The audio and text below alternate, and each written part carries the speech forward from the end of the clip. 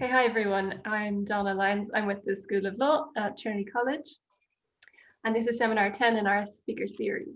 So we're really happy to welcome Dr. Catherine O'Rourke to the School of Law today to discuss her new book, Women's Rights in Armed Conflict under International Law, which is published with Cambridge University Press very recently.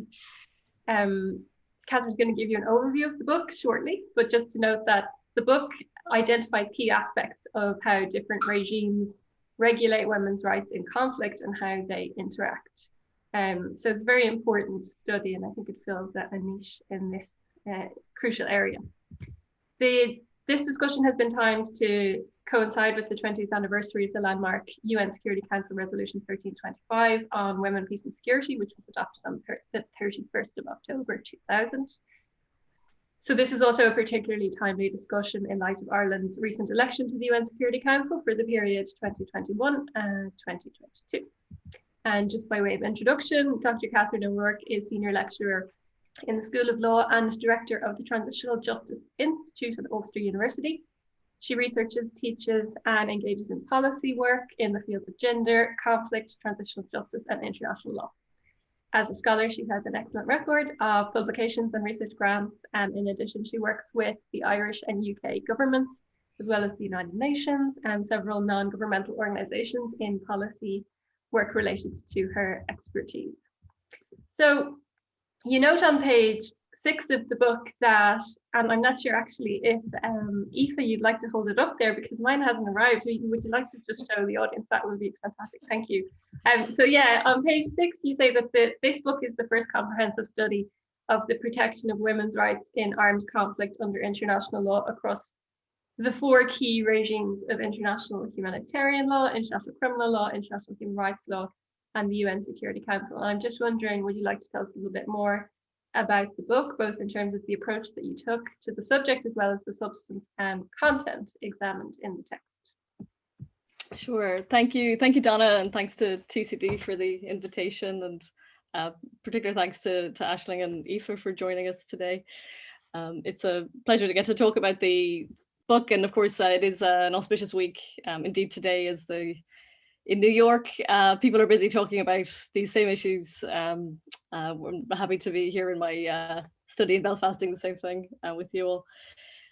So that's right. So the book was really, I suppose, motivated by, in lots of ways, kind of 2 key drivers, I suppose. One was just as a scholar in this area, an awareness that the feminist, it's sort of timely to reflect on kind of the feminist project in international law, that we have moved in a relatively short period of time from largely kind of silence on specific areas of women's rights in conflict, particularly as noted in kind of key publications in the early 1990s, to what is now really a proliferation of norms and obligations. And interestingly, like these span sort of different regimes. We've seen it in human rights law, we've seen it in humanitarian law, criminal law, and the Security Council, probably most visibly at the Security Council as today. And this, this is obviously, it's a challenge as a lawyer in terms of making sense of the broad legal framework. And in a very practical sense, it was sort of a challenge in my teaching. I teach I teach this content to my postgraduate students. And my initial entry point into this work was around transitional justice, really, and gender and transitional justice. And when you teach transitional justice, you sort of start with human rights because that's the kind of broad accountability framework. But of course, in order to explain the kind of boundaries of the accountability framework, then you also need to move into things like international criminal law, because there's a duty to prosecute if it's an international crime. But in order to understand international criminal law, you sort of need to know core concepts of international humanitarian law in order to know what a war crime is. And then just increasingly in terms of kind of civil society energy and government action, national level action, a lot of this actually was being driven by momentum from the Security Council, and the fact that the Security Council had since 2000 adopted this women, peace and security agenda. So I was confronting this sort of obstacle in my teaching, I suppose, in the sense of my poor students having to get to grips with this kind of broad array of different legal regimes. But also, and I suppose, you know, this occurred to me that, of course, that even for those people who want to comply in good faith, actors who actually want to comply in good faith with their obligations, it becomes increasingly complex where you have several regimes involved. And then always I do think of this as a, you know, as somebody who, as an active, you know, someone with an activist commitment as well, as someone who's active on these questions particularly in Belfast. If you're a civil society organization, you've got limited resources, you're trying to make it a target intervention on a particular women's rights issue that's conflict affected. Where do you concentrate your energy, your resources, your expertise? And how do you sort of navigate that framework? So those were the sort of intellectual, pedagogical, and kind of activist motivations that really felt that, you know, made me think this is really kind of timely that we start thinking about these regimes together. Thank you so much. It's so interesting and really fascinating publication. And at this point, I will introduce one of our two commentators. So we have Aisling Swaine and Aoife O'Donoghue here. And I'll just introduce both in order as they speak. So firstly, Aisling Swaine is Professor of Gender Studies at the School of Social Policy, Social Work and Social Justice in University College Dublin. Aisling's research interests are in conflict-related violence against women, the Women, Peace and Security Agenda, and transitional justice. She was formerly Associate Professor of Gender and Security at LSE, and also previously worked with the United Nations and international NGOs in conflict-affected settings globally, so has particularly relevant expertise for remarks on this publication. If you'd like to go ahead, Aisling, whenever you're ready. Thanks, Donna. Hello, everybody, and thank you so much for inviting me to be here, to Trinity College Dublin, and to Donna for having me here, and to Catherine for inviting me to comment on her book and trusting me to do that. So thank you very much. I must have, some of our people in our own field know Catherine and I do a lot of work together, so it really is an honour to be asked and invited by her to comment on her book, and a big warm congratulations to you on the publication of the book. It's a fantastic contribution, and I've spent over the last kind of week or so reading it and working through it, and it really is quite striking when you pick up the volume and get through the content and see just how important it is actually to bring those four regimes together into one volume. And exactly as you said, Catherine, that how you map these things out and frame them, whether it's in teaching or in our research, there wasn't one resource actually that you could go to get that kind of information. So it really is such a valuable contribution, and congratulations on it, and definitely highly recommend it for those of you interested, whether you're researchers, PhDs, activists as well, as you said, that it really is kind of a go-to to understand not just the laws, but also the systems behind them and how they work, the actors involved, what's involved in terms of politics as well. And what I really liked about it is some of your observations that you share in terms of how you understand the ways that feminists have engaged with those four regimes and why. I really enjoyed thinking about that because, you know, often you think about why do we engage with this regime in this way and not in another way. And I think that was really, really helpful actually to just map that out a bit for us. And, you know, kind of striking when you talked about IHL, so International Humanitarian Law, and in some sense, you talked a little bit about it being already set in some sense. So how do we engage with something like that, and in what ways can we make change? And then the move towards international criminal law, the framing of international human rights law gives us more generally. And then to the Security Council and the more recent developments there and the advantages that different regimes bring, I think, to us. So it really is, it's just so helpful to have that overview, and not just, the book isn't just about this is what all of them do, it's about the synergies and relationships across them. And that's a really core question. And I think particularly as we sit here, you know, as the debate is going on in New York right now at the Security Council, it really is time that we got to grips with how these regimes work together and make real impact for women's rights, that this isn't a siloed way of looking at women's lives. We really need to start looking across those agendas. So with that, I'm going to kind of pose a couple of questions to Catherine to hear more from her about her work and hear more about the work that the book does actually in exploring and excavating a lot of some of the mysteries that actually have been there around some of these regimes, right, for some of us, and what that reveals to us. And one of the things that has always struck me, and maybe I shouldn't say this out loud, but I'm going to, is that when working on the Women, Peace and Security agenda, whether in New York myself or in scholarship leadership in other places, is that some of us, I think, look at women, peace and security as if it's here in and of itself as a monolith and it's come out of nowhere, and that it is the thing that we use to advance women's rights in conflict, as if that history and genealogy of international law for which the women, peace and security resolutions have come kind of hasn't had any role or influence, which of course it has. And Catherine, you mapped that out really, really beautifully in the book, and that becomes really evident. And I think it's very important for us to recognize that in terms of the genealogy of the WPS agenda. And one of the things you state in the book on page 79 is that the adoption of Resolution 1325 in 2000 has moved the UN Security Council to the epicenter of policy and advocacy concerning women's rights in conflict under international law. It's a really important observation, right? And a really important statement. And I'd really love to hear more from you on, in terms of this being the anniversary. Can you speak to us a little bit about why does that matter? Why does it matter that there's been a kind of a swing towards the Security Council as the epicenter of this? What have the effects of that been? Do you think that's a good thing or not? Where does it leave us today? Mm-hmm.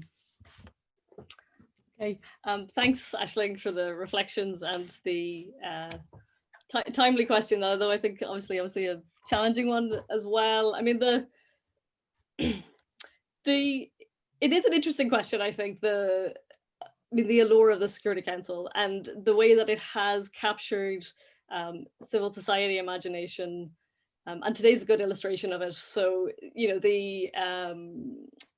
certainly my Twitter is full of it.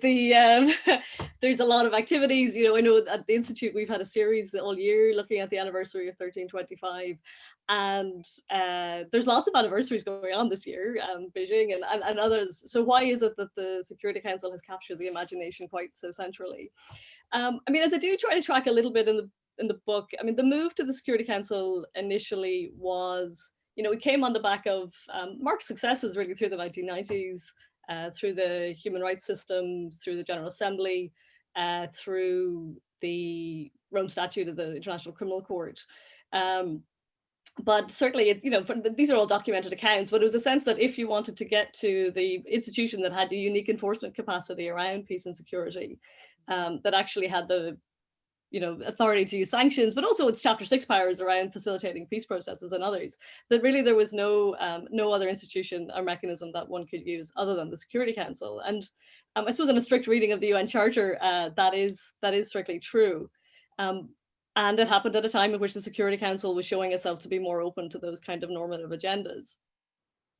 Now, one should say that, Aisling, you and I know well this, there's been, ever since the initial resolution was adopted, there's also been quite a bit of critical reflection on the sorts of compromises and trade-offs that involved. Engaging with the most explicitly militaristic sort of organ of the UN, the one with the most problematic selective composition, the Diane Otto and others arguing that, by civil society placing the Security Council at the center of these debates, we have further empowered them. And it's an institution that we may not necessarily actually wish to empower, given its capacity to do great harm to women's rights through sanctions regimes, through the use of force, through peacekeeping and other measures. So, I will say that, the book was in some respects written in sort of an attempt to challenge that sort of hegemony of the Security Council in these debates. And it was an outreach to women's rights activists as much as anybody else to say that there may be better institutions and better actors who are more likely to share our commitments actually than the Security Council. And I know, Ash and I were texting already today about sort of shenanigans by Russia at the Security Council at the minute. And these compromises, they're not, they weren't unexpected. They weren't they weren't difficult to foresee. They have worked out in all sorts of ways that were fairly predictable. One thing I did try to contribute through the book, in addition to sort of trying to contextualize the Security Council and say there are lots of other actors and institutions of relevance here, as some, and certainly ones that are probably more sympathetic to women's rights in conflict, but was also, and through the case studies, certainly what came out to me and what I hoped I tried to convey was that even in the narrowest, thinnest terms that we might assess the Women, Peace and Security agenda and its impact on the Security Council's actual ways of doing business, it's been really quite limited, right? The Security Council has been much better at adopting general normative thematic commitments that it has been through and reflecting those and enforcing them through its country-specific activities. And we really can't say that often enough, okay? And by any measure, you know, you look at how they're designing sanctions, peacekeeping, peace enforcement, country-specific activities, you know, the entire design of country missions, country teams, the extent to which, and the WPSJ community is quite aware of this, but I think it is worth reiterating that if there's a sense that compromises were made in order to engage the Security Council, it is timely to reflect on what has been the benefit of those compromises. And it seems to me that the book shows fairly thin dividends actually from the agenda on the whole. Great. Okay, great. Yeah, thanks, Catherine. Certainly, you know, the book I think provides the evidence for the comments, you know, you've just made in terms of some of the key problems, and it really did strike me when I was reading it that it almost served as a reminder, you know, what there's these other regimes as well, you know, and that's really hugely useful, I think, for all of us, you know, and to see the value actually of those regimes and what they offer. You know, I think we forget sometimes because of that intensity of circulation around the Security Council. So it's such a valuable resource in that regard. Leading on from that, you know, kind of, you made me think about in the book, but now as you were talking as well, is the idea of gender actually in law, right? And the idea that we would engage with women's rights at all in these regimes. And as you've alluded to, some of the shenanigans, as you called it, at the Security Council and in other regimes, particularly over the last, I want to say maybe 5 years more intensity, maybe, is a real concerted pushback and a conservatism that has been attached to the idea of gender. And some of the key states who would previously have been leading on normative development around gender no longer doing so, and feeding into a polarization around these issues, right? So I just wondered, like, what are your reflections on that, having spent this amount of time with the regimes, right, with looking at how gender appears in the regimes, what it looks like. You make lovely comments around the different strategies of feminists in terms of the procedural aspects as well as the substantive aspects of the regimes. And you know, then you talk about how often women appear in terms of their sexual personhood, and that's how women are conceived.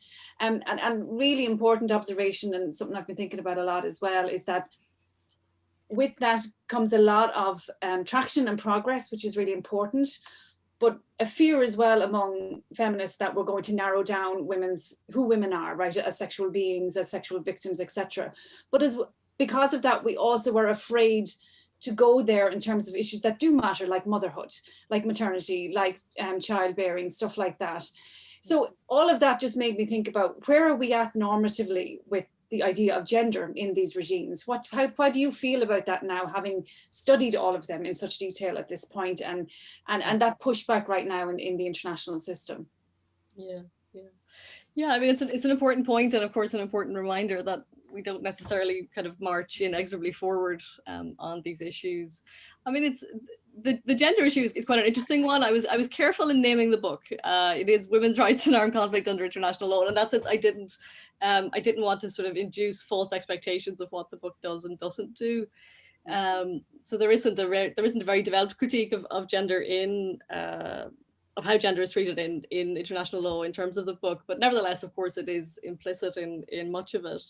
And this question comes up, I mean, really quite a lot. I mean, where it manifests, I suppose, most clearly is in terms of the Security Council's willingness to use the term gender on a sort of constructive ambiguity. We'll use the term gender, we'll mean women, we'll allow you, civil society, to think that you can that you've had a victory, and we will create some space. And a student just did a very interesting dissertation on this, but we'll create some space for the people we empower through this agenda to interpret it more broadly. Okay, and so we have kind of pockets of so the Special Representative on Sexual Violence and Armed Conflict has started reporting on sexual violence against sexual minorities.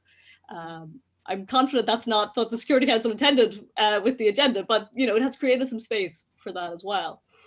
The other place where this obviously came out very explicitly was the Rome Statute itself. And again, the sort of constructive ambiguity around the nature of that definition. Interestingly, the Office of the Prosecutor has drawn on human rights law to adopt a broader definition, though we've yet to see it operationalized through its activities. And human rights law itself is hardly, perfect on this issue. I do talk quite a lot in the book about the CEDAW committee, but the CEDAW committee has not led the way in terms of broader understandings of gender and sectional gender minorities and those issues. So, I mean, actually in this particular area, it's hard to find an ally looking across the different regimes. It's hard to find an ally for a kind of more inclusive and broader definition of gender. And in that regard, oddly, perhaps the Security Council has offered a bit more space than might otherwise, not by design, but by empowering some people to interpret it a bit more broadly. Sure. Great. Okay, thanks. Donna, will I ask one more, or do you want to move on? How are we doing on time? We're okay for time. One more would be great. Thanks. Okay. Catherine, one thing that you do in the book is you use case studies to illustrate some of the key, I suppose, findings, but also observations that you have around both each of the four regimes, but their interactions as well. And I wanted to just talk to us a little bit about why these case studies, how you've used them, and what for you were the key surprises that you found out of digging deep into case studies like that. Okay, thanks. I told Ash yesterday I was a bit worried this would be like a nice viva, and now I'm just getting a slight sort of flashbacks to that day. It's a totally fair question. I mean, and actually this is a good opportunity to mention my funder. So the book is an output of the Political Settlements Research Programme, which is funded by DFID, the UK Department for International Development. And in that sense, the book is part of a much broader set of gender projects that look at different aspects of questions of gender and inclusion and peace building. So it was, for all sorts of practical reasons and reasons connected to the project, I was keen that my case studies would be selected from projects we were doing other gender work on, because my book is entirely doctrinal and desk-based, but I did want to be able to draw on insights from our partners in country who were doing really interesting gender work. So that was the kind of very practical and reason around the case selection. More broadly, though, I was keen that the case studies would reflect kind of different types of sort of conflict and peace processes. So obviously, the DRC, very high levels of violence and intensity in conflict. Nepal, very much in a peace building process. And Colombia just coming out of conflict with a pretty inclusive peace agreement. So I was keen to get a kind of diversity of, also a regional diversity, because one thing I do talk a little bit about in the book is the fact that actually the strength, the robustness of the regional human rights systems were definitely a factor here, in the extent to which the international system was important. But I think, more important, so those are all sort of practical reasons around the case selection, but the more important issue really was why look at case studies. And I was very firmly of the view that I was only really going to get at the sort of nitty-gritty of what international law means in terms of international institutions in country if I looked at sort of detailed case studies, and that I was not going to get that at 1,000 feet. I needed to actually look at the nitty-gritty of what different institutions were doing in country. And that is something that I have tried to contribute through the book. There's quite a big discussion about norms and obligations and the doctrinal framework. But I was very keen to investigate what did this actually mean for the activities of international institutions that were involved in monitoring and enforcing these legal protections. And this could only be done through case studies, and in particular, if I wanted to see how the regimes are interacting with each other, I really needed to do that through case studies. And so those sorts of findings that I already alluded to, so for example, just how weak the Security Council has been in its country-specific activities when it comes to WPS. I mean, there was no way I was really going to get at that without the sort of fine-grained case study work. That a large end study that looked only at the text of resolutions, it really just wasn't going to cut it. Like, I needed to be able to look at case studies, and I'm conscious, like, the case studies they're detailed, they are sort of probably hard going for a reader in some parts, but they are ultimately, without that evidence base, I wasn't able to draw the much broader conclusions about how the regimes operate and interact and work together. Okay, great. Thanks, Catherine. Yeah, and I think it's so important, though, to look at that, because it is the purpose and point of all of these things, right? Implementation, are they actually doing what they say they're going to do, right? Thanks, and congratulations again. I'll pass you back to Donna. Thanks so much for those brilliant remarks, Professor Swaine. Yeah, and I just wanted to agree, I thought the case studies were really interesting, and I like the way you keep them separate to the doctrinal opening and first part of the book, just in that you go into great depth, but also sometimes it can be that when we try to weave a lot of examples through a kind of a doctrinal analysis, it can get slightly confusing. So I just thought it was a really nice way of breaking it up and kind of exploring those, the implementation. So at this point, I'll introduce Aoife O'Donoghue, who is Professor of International Law and Global Governance at Durham University. Aoife's research centres on international law, constitutionalism and legal theory, with a particular focus on global governance, feminism, utopias and theory, and legal history.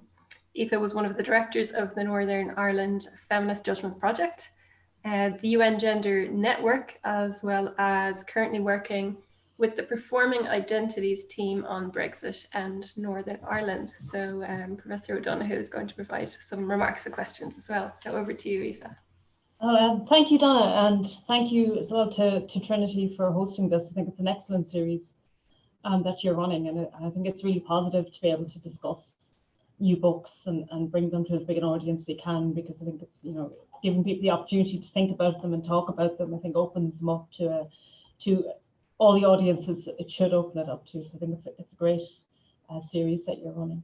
And thank you to Catherine for asking me. I'm delighted.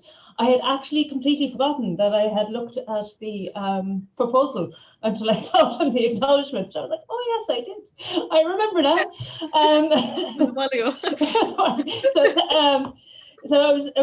It's really lovely to, when I thought back, to actually see the beginning and the end of a project as well. You know, I think it's always really lovely to sort of see how things actually came together.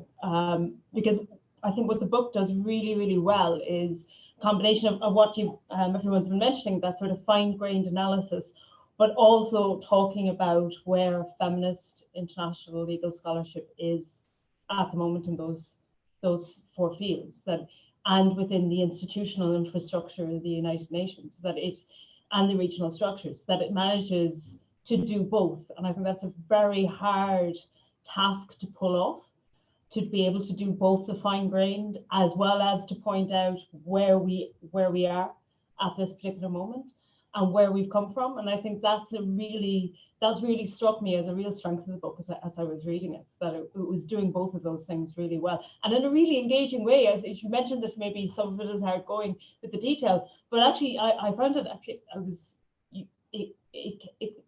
the way that it was presented meant that you could see the point of the fine-grained, you could understand where it was coming from. So I think it's quite an achievement to be able to do that in such a clear way, in such an accessible way to multiple audiences as well, which I think is a real strength of the book, because it is a pleasure to read as well. And also made me laugh in places, which was probably, it's not that it's necessarily comedy, probably laughing at slight irony and ruefulness at certain moments, but which I think is always the way, right, when you're talking about women's rights in international law and feminism in international law, and you think the steps forward and the steps back and the unintended consequences and sometimes the intended consequences as well, all of which then come together really, really well. So the first kind of leading from that, the first thing I wanted to ask you was, nearly 20 years ago, Anne Orford in the Nordic Journal of International Law had a bit of a snit with Bruno Zimmer, because Bruno Zimmer had basically told all the women to only think about saving basically the women of the global south, and that's your task. And Anne Orford was like, you know, we're not going to involve ourselves in the imperial, etc. So it was like, and I was rereading those debates recently myself, and what I thought the book did really well was point out that the work can be done, but it can be done in a way that doesn't do what Anne Orford feared, nor does it comply with what Bruno Zimmer wanted all the women to do, which was to say, you know, the women of the global north, just talk about the women of the global south, and not to talk about things like fragmentation and institutions that you do talk about, Catherine, in the book. And I was wondering if you had any reflections in writing the book about that kind of ongoing pull between, and you mention it quite, you know, in the book about, you know, the ghettoization of women's issues, focusing on certain, you know, you talked already a bit about the discussion about what that forces you to talk about, but then things that you don't talk about because you don't want to get sucked into doing it at the same time. And also you mentioned about working with the groups of, within countries about with the 3 different case studies, and about doing, not falling into the Zimmer trap, but also not, doing what Anne Orford was worrying we'd all end up doing back in 2002, apparently that article was. Yeah, thanks. Thanks, Aoife. This is sort of an interesting challenge, I suppose, when, my interest in this area, came from where I am now, which is Belfast, and where we, in our International Women's Day parades, people will carry placards saying implement 1325. There is, we have, and you're really familiar with all this, Aoife, the ongoing debates around accountability for the conflict. We have quite fine-grained discussions around whether or not Common Article 3 applied. We have, there was obviously issues around derogations to the Covenant on Civil and Political Rights and those sorts of issues. So, and my entry point to, this is not to sort of get me off the global north thing, but this is just frankly to sort of explain my sort of entry point into these questions, was really about an interest in the north and in Northern Ireland, and the extent to which, and an interest really in how local advocates who had been very optimistic, I think, around the peace process, had been very engaged and active, and had all sorts of successes, have, as is common in lots of peace processes, had to really fight against a retrenchment around women's rights and inclusion in the intervening 20 years. And the frequency with which those women's organizations, who are in many respects at the margins, invoke international law in order to make their claim for participation, for rights, for their right to be there. And so that has always been sort of my kind of fascination with the area, in the sense of what is the appeal of international law in these moments. And it was really from that then that I did my doctoral work, where I looked at Columbia also, and Chile, but I looked at Northern Ireland. So it was a more of a sort of inclusive, not quite all global South sort of study. And then from that went into this work, which, these agencies as a funder was part of the issue too, in terms of the case studies. So, but I am, of course, mindful that there are lots of debates that I don't take, and I talk about feminist scholarship and international law. Obviously, I've dedicated my own boundaries on that, right? I don't talk a lot about Anne Orford. I don't talk a lot about Janet Halley. I don't draw much on Pasuki Nisaya, third world approaches. There are also, there are decisions that I've made in the book that I think can probably, legitimately be criticized in terms of the boundaries I've drawn, and I invite those criticisms and hope that the book will be a forum for further work as well. But maybe this, I hate to go back to the Security Council, but this kind of does go back to the Security Council. What's been sort of extraordinary about, and this again, it is the sort of the appeal of the WPS agenda, even to those who are in country settings that are most exploited, marginalized, mistreated by the power that is exercised through the Security Council. It seems to be probably not enough reflection from feminists in the global north about the ways in which we reinforce that position and authority, and the exercise of that power by advocating that it be exercised in particular ways. So whilst I certainly think the book has insights and contributions to that debate, I would say I was probably careful enough in not trying to get into it. But this is where I sort of want to hear more from you, Aoife, and hear what you think. But I also think you have to draw the line. But I think that's what the book did really well as well, in navigating that. Because it wasn't talking at. And you weren't talking at the people in the 3 case studies. It wasn't that kind of I think that what Zimmer wanted us to do and what Orford definitely didn't want to. And I think it's that can be, I think, especially when you're doing case studies, can be quite difficult to achieve that balance, which I think you did really well. And I think it's something that we all have to be very conscious of in our writing. especially I think when you, as you say, with that power, with the Security Council and the listing activities, because we've seen where that's gone with the counterterrorism listing and the listing of people and the lack of due process, and how those power shifts and those dynamics work, which you talk about really well in the book as well. I wanted to ask about the fragmentation, actually, which was, and I remembered I did actually bring this up in the proposal as well, because I thought it was really important, right? Because I think, as you say in the book, that there has been there are pockets of international law where feminism hasn't really penetrated that much, in particular something like IHL, in International Humanitarian Law, which has, why you think that is maybe beyond the scholarship, but why you think politically that has been, because I think you talked about the ICRC and it being a conservative body and the way it operates, but why have scholars not done it? I think it's that doesn't necessarily stop the scholars from doing it necessarily, but also I think I liked how you described interdependence, into the interdependent fragmentation of the project, from the interactive opportunities you describe them as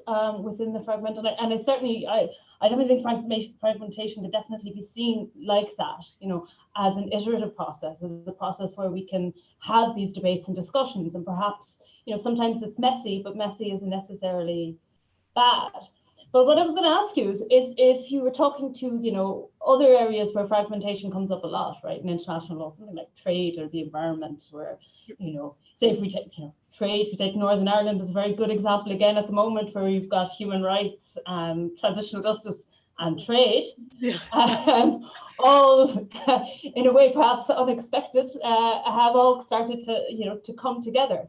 And what do you think the lessons can be from what's happened over the last 10-15 years for those other areas can potentially be, and for scholars looking at it, like what's a productive, instead of going, oh God, look at this, what is the from all your research, what do you think is how we can approach this so that it doesn't become something where, I think I'm going to say Bruna Zimmer again panicked quite a bit there again about 25 years. He was having a lot of panics about 20 years ago about fragmentation as well. So from what you were saying in the book, that the interdependence and the interactive opportunities beyond the four regimes that you're talking about for international law more broadly. Yeah, I mean, thanks for bringing that out. I mean, the fragmentation discussion, I had two objectives with it. I mean, one was certainly to try to contribute to feminist scholarship and international law that has not engaged sufficiently, in my view, with fragmentation, despite the fact that fragmentation is an outcome of much feminist intervention and advocacy, right?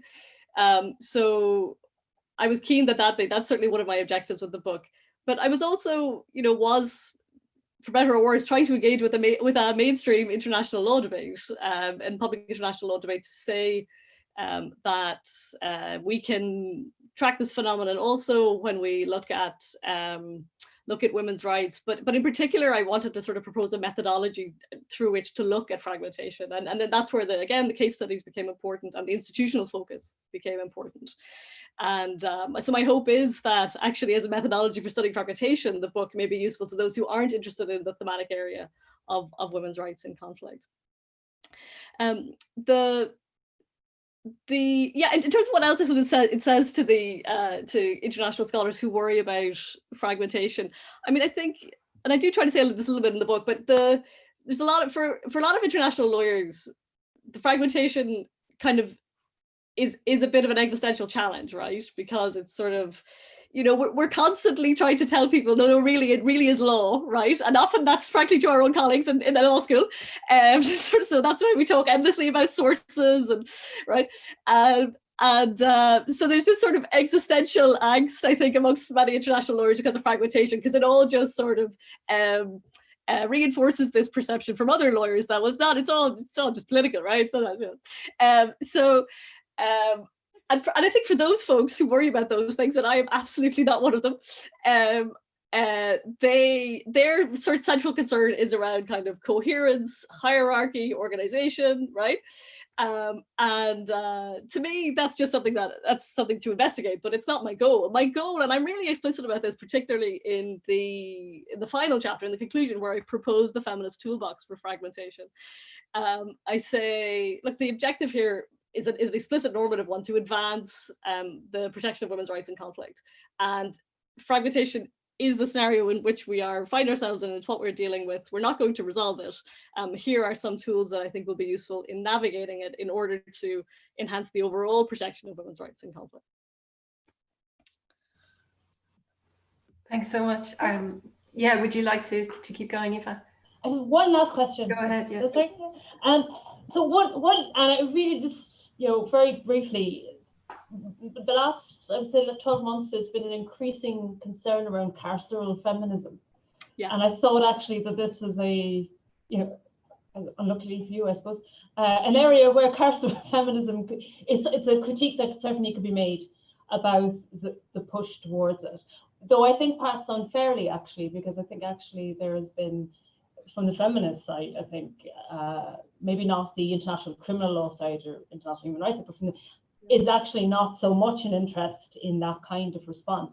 But how do you see the impact of carceral feminism, or the critique of carceral feminism?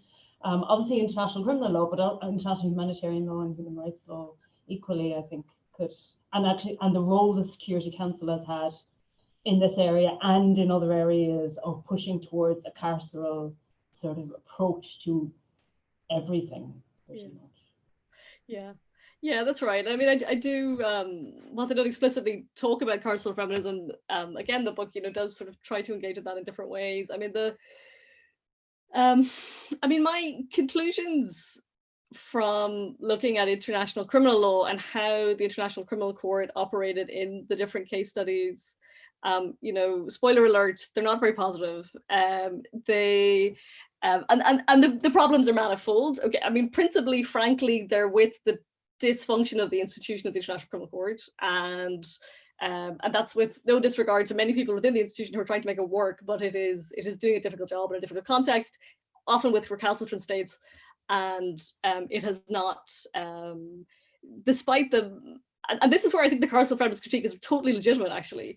Feminists were to the forefront in civil society in demands for the Rome Statute, in demands for the International Criminal Court. It is, I think, legitimately viewed as the high watermark of feminist success in international law, the Rome Statute, the text of the statute. And but of course, once you establish these institutions, whilst you may have influence on the founding treaty, they tend to then they adopt their own kind of logics, their own institutional logics. They sort of do their own thing.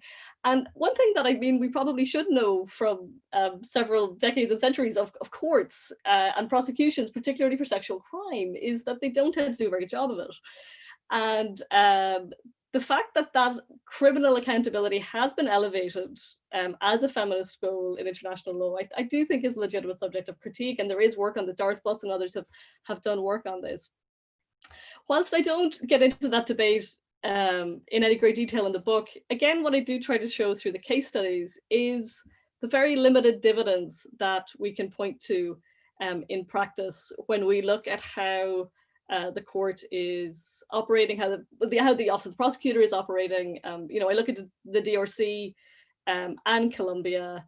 It's been sort of fairly calamitous in the DRC. It's been probably not terribly helpful in Colombia. But again, I mean, and this sort of comes back to something that Aisling said as well, the level of investment, feminist investment, scholarly investment, activist investment in the success of the International Criminal Court is pretty massive. And it contrasts, I think, very markedly with the engagement with international humanitarian law. And that to me strikes me as strategically problematic, because if you want to prevent violations in the first instance, actually the only regime that does that with any efficacy is international humanitarian law.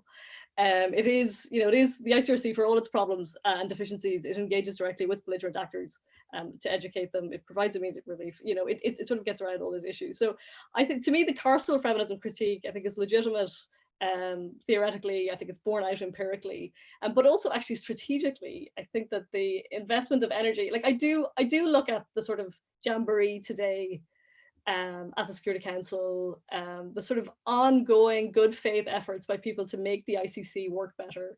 And I do think, what have we invested those energies elsewhere? Not least in educating belligerent actors about their obligations and, you know, coming up with better ways to ensure their compliance. That doesn't, you know, ultimately sort of end up in a court or the threat of a court. Thank you so much, Aoife, for really brilliant remarks and really probing questions. It's very helpful. And I just want to remind the attendees that you can put a question down in the Q&A box. So I'm seeing some familiar names there: Blanid, Farhan, Miriam, Ibru. So feel free to put your question in there. I'll jump in. For now, I'm just really curious about the fragmentation point, and not to labour it, but if there was anything you wanted to draw out in terms of the case studies you looked at, Nepal, the DRC, Colombia, what you might have learned for the future of how these various fields of IHL, IHRL, ICL, and the UN Security Council, how they interact, and what that might look like over the next few years. Do you feel like the case studies help to inform your vision of the future? Yeah, I mean, the case studies certainly did, provide the evidence base, you know, that I sort of make my more evaluative comments now. And I'm probably being a little more polemical now in discussion than I was in the book. But at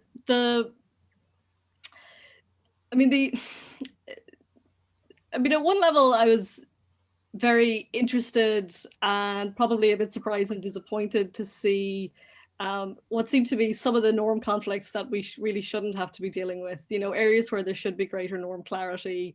And this came out to some very fundamental stuff around, you know, the sexual violence and the duty to prosecute it in armed conflicts, the norm conflict happening even within human rights treaty bodies, a sort of lack of coherence in how those institutions were dealing with the question. That struck me as problematic. It also, it did maybe bring out the limitations of the CEDAW committee a little bit in terms of, I often advocate the CEDAW committee as a positive actor in this space. But what it did bring out to me looking at the case studies was there are definitely deficiencies and gaps in its knowledge and expertise, which leads it to arrive at different conclusions around suitable accountability requirements for things like sexual violence. And that's an area in which I sort of advocate for better norm coherence. But I'm also careful to say, and say this explicitly in the conclusion, that, you know, norm coherence of itself isn't necessarily an ideal, because norm incoherence can be quite, can create a space, particularly again for feminist advocates, for progressive actors to advocate for a more progressive, expansive and inclusive definition of particular crimes and particular rights and rights reparations and other things. But that space can be a positive space and a constructive space. And this is where I do sort of feel the book probably will offend many kind of more conventional international lawyers. Because and I have probably in my life I've had this challenge, you know, of being sort of insufficiently rigorous as a feminist scholar, which I wear as a badge of honor. Ultimately the norm coherence was less my concern. My concern was, you know, to what extent was this sort of resulting in sort of positive interventions by international institutions, and in ways that lined up in ways that were constructive with other actors. And the conclusions tended to be, you know, they were more positive in some areas than others, but you know, finding that the CEDAW committee is not advocating the same sexual violence accountability norm to the Human Rights Committee strikes me as problematic and something that needs to kind of be addressed. That's really important to point out. Thanks so much for your response. I'm not seeing any questions. We have a lot of shy attendees today, but would either of the Professor Swaine or Professor O'Donoghue like to come in again, or is there anything that you would like to bring in that hasn't been touched on, Dr. O'Rourke? So feel free to go ahead. Well, I suppose I'm interested, since you've had to sort of work through the book, I mean, has it made you think differently? I mean, Aisling, has it made you think differently about what sort of institutions you might try to engage in terms of your work, or indeed, Aoife, has it made you think differently about fragmentation or the feminist project in international law? Well, I will say on fragmentation, I think it gives a very good concrete example of fragmentation in a different way in international law, because very often the examples and the articles that have been written about this, and even in the speech, because of course, you know, there's a speech to the General Assembly where the ICJ got very upset. It tends to be around cases. It tends not to be around actual practical examples where people have to work with the law and apply the law beyond the judicial context or the arbitrary context, if it's an investment law one. So even in my own writing, I would admit, you know, I tend to use sort of, you know, the tobacco cases that, you know, the same case happens across 20 different courts, or a Mox plant, to have one that's a bit closer to home. So I think what was really, really useful in it was to see that even the example that you just used, to see it actually worked out beyond that very narrow context, because I think the concentration of fragmentation has been on the inconvenience of the lawyer and the practitioner lawyer and the judge, rather than actually on the activists or the people on the ground trying to actually use the law, or the people in the committees trying to apply the law. And so I thought that was really useful in way of pushing the fragmentation debate, I suppose, a bit away from a kind of very internalized look at, oh no, you know, I have to look at, they mentioned a different court, and actually look about the practical implications of this in a way that was day to day, and also kind of bringing the scale of it into account, that it's, so, you know, okay, it looks like a practical problem here, but when you bring it down to the actual application on the ground about how you're going to interpret whether or not there is a violation or what kind of violation is going on, the way that that can impact actual justice for people and their ability to access that justice, or to feel that they have had justice, or even to understand what their obligations are if they're a belligerent, rather again than that sort of global scale academic or judicial, you know, international court perspective. So I thought it really usefully pushed the debate into seeing something I don't think it had seen before, which I think was really, really important, really useful, because I think the debate had gotten slightly stale, and I think this is a really good opportunity to go, actually, there's a lot more to this than has previously been. And I think that's partly because where it started with judges getting upset about not necessarily being the pinnacle court, and this being terrible. But which is, you know, is the opposite actually to what your book does. But I think that's really, really useful. And I think really, from both a kind of practical and a pushing the fragmentation debate forward, really, really important, I think. Thank you. Yeah, and I just caught the end of your comment. My internet was unstable, as Zoom likes to tell you. But I think you were asking about what it made me think about in terms of like relevance of the Security Council and other regimes, right?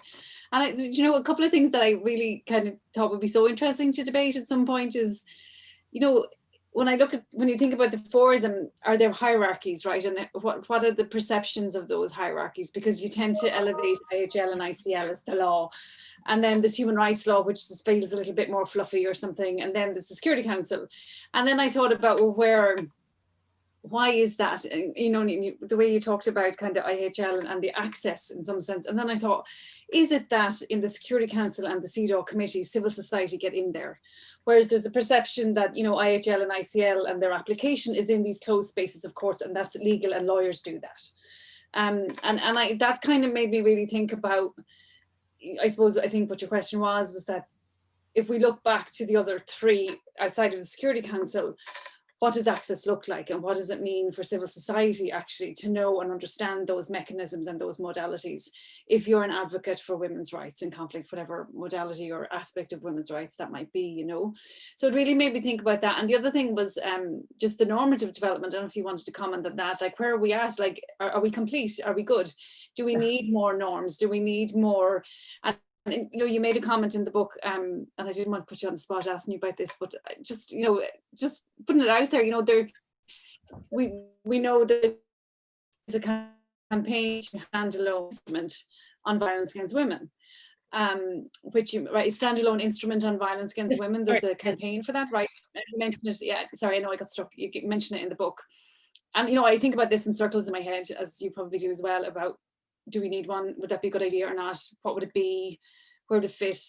And do we have enough norms, actually? And would it be more harm than good to have something like that right now? And where would it fit across the 4 regimes? So I don't know if you have any last responses on that. Yeah, this is such a question I set for my poor students. Do we need a treaty on violence against women? Rashida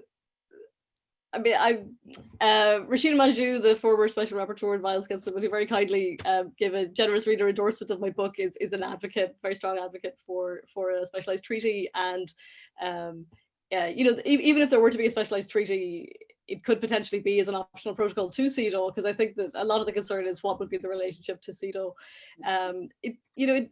It does seem to me that we're certainly not done in terms of norm development. On the whole, I mean, you know, to see kind of stronger treaty bases would be positive in lots of areas. And indeed, you know, if you had an optional protocol on violence against women, you could get to some of the conflict-specific issues as well, in a way that I think would probably position, in lots of ways, position the CEDAW committee better, actually, if it were an optional protocol, to be a more kind of respected and senior influential commentator and norm setter in this area. So that seems to be, you know, potentially an opportunity. There's also always the problems around ratification, non-state actors, you know, all those sorts of issues that I think there is the question of sort of, I think we do at some point need to sort of reflect, well, what's the key problem? And then sort of what would be the way to resolve that? I mean, we do now have regional treaties on violence against women, some quite good ones. Perhaps that would be a more productive avenue to go down. So, I think we need to be careful about not getting totally seduced into the sort of prospect of new instruments. And this goes back to the other point that you started with, which was the participation point, and why is it that we kind of elevate the Security Council and human rights for participation above IHL and ICL. And this is something that I do try to deal with quite explicitly in the book, because I talk about the different spaces for participation within the regimes. And, you know, I'm very clear that the Security Council is the regime with the clearest participation norm and the least inclusive practices. Okay. And I would like, and I really sort of think if anybody takes anything from the book, I hope they will take that, because whilst we, you know, have the annual jamboree and we have the resolutions, actually the Security Council decision-making, its processes of operating are incredibly exclusionary. And they're not just exclusionary of civil society, they're exclusionary of most states. And so that to me presents something of a paradox, you know. Nevertheless, we have obviously what is a very seductive space, the Security Council in New York, annual debate, and other things. Actually, if we want to look for spaces for participation, human rights law is much better, as you've noted. The fact that IHL, you know, the fact that we rely on very old treaties before there was sustained feminist engagement in international law, to me, I think is quite an important factor in why we don't have more sustained feminist engagement now. And it's because of this issue of sort of the allure of a new treaty, the sort of the appeal that you can sort of get in on the ground and influence the treaty text. And that's never existed when it's come to IHL, I mean, beyond the prohibition on certain weapons. But I think we need not to be limited by that. You know, the ICRC is there as an important actor and needs to be engaged with. And in terms of, yeah, and even international criminal law has offered its own space for participation, you know, for civil society, through the court, through the OTP. But what I try to do in the book is I look at the participation not as a key issue, but as one of 4 issues: sort of sources, definitions of women's rights and conflict, monitoring and enforcement, and then participation. And what I'd like to see in terms of the book informing more strategic engagement is that rather than looking at the space that looks like it's most inclusive or most open to participation, instead look for the space that is the most, you know, effective strategic actor on a particular rights violation in a particular conflict setting, and engage on that basis. Thanks so much, Catherine. And we've actually had a flood of questions at the last minute, so we won't go into those now, but I will just read them out just to kind of recognize the people who have asked the questions, and then hopefully we can bring you back in at some point and have another discussion about this in the future. So just really quickly, Ibru Demir asks, well, first of all, thanks you for the opportunity and for giving us this amazing launch, and would like to get your choice of the type of violence against women. Has just started reading the book, and the book is focusing more on sexual violence in armed conflicts, how this focus and choice of the violence debilitated the book's purpose. As I say, we'll come back to these issues at some point in the future. And Bláthnaid Ní Carnaigh asks, what role does feminist legal inquiry have in strengthening accountability mechanisms for victims of institutional abuse domestically, particularly in the historical abuses regarding legacy cases in Northern Ireland? Very important. And another couple of questions from Bláthnaid, thank you. And from Farhan Udin Ahmed, I was wondering if we could turn the issue around. Rather than looking at it from the lens of protection of women, could we also look at it from the lens of equality and participation, in terms of participation in armed conflict as combatants, as active duty infantry soldiers, women as givers and providers of peace and security, rather than recipients of protection and security? And he said, sorry for the poor formulation, but I thought that was very well formulated and a very good point. So yeah, I'm not going to burden you and put you on the spot with those now, given the time, but hopefully we can all come back together and have these discussions again. So is there anything you'd like to add before we wrap up, Catherine, or anyone else? Just to convey my thanks to you all. This is really nice to be able to do this. In particular, thanks to Donna. So. Fantastic. So we'd like to express our sincere gratitude to you, Dr. O'Rourke, and to Professor Swaine and O'Donoghue for joining us today to discuss a vital new publication, in my view, and for all of your valuable insights on a contemporary issue of global importance. The book is of immense scholarly and practical value, and I highly recommend it to anyone with, and we spoke about the various audiences, so anyone with an interest in public international law, international human rights law, international humanitarian law, international criminal law, as well as women's rights and gender more broadly. So thanks to you all for speaking to us today. It's been really, really wonderful and constructive, and as I say, I'm hoping that we can come back together and have this discussion again soon. Great, thank you. With that, I'll close the session. Thanks everyone. Take care. Thanks, everyone. Bye-bye.